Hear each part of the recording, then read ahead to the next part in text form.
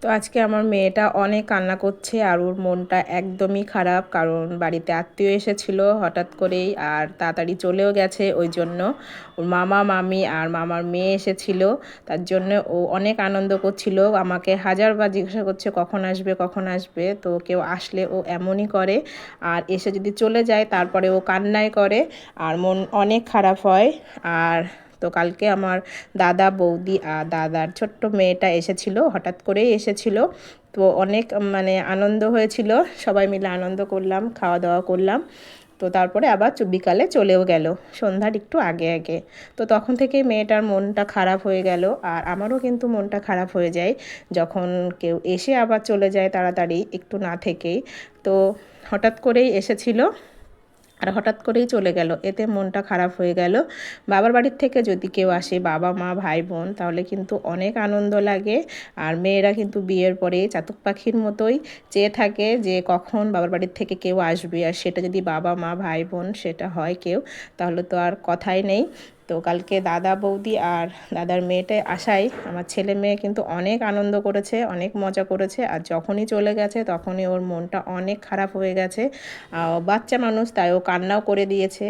আর আমি তো এখন বড় হয়ে গেছি, এখন তো মন খারাপ লাগলেও কান্না করলেও কাউকে দেখাতে পারবো না।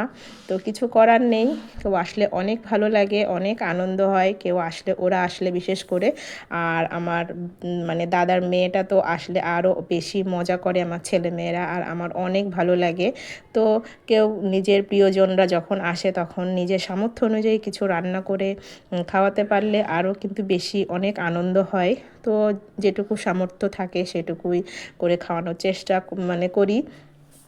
তো ওরা এসেছিল, এসে অনেকগুলো ফল এনেছিল, অনেক খাবারও এনেছিল আমার ছেলে মেয়ের জন্য, সেগুলোকেই দেখছে। আর আমার মেয়ে অনেক কান্না করছে, তো ওকে কিছুটা ফল কেটে দিলাম ও খাওয়ার জন্য। আর ও একদমই ভাত খাচ্ছিল না, তার জন্য একটু সুজি রান্না করে নিলাম।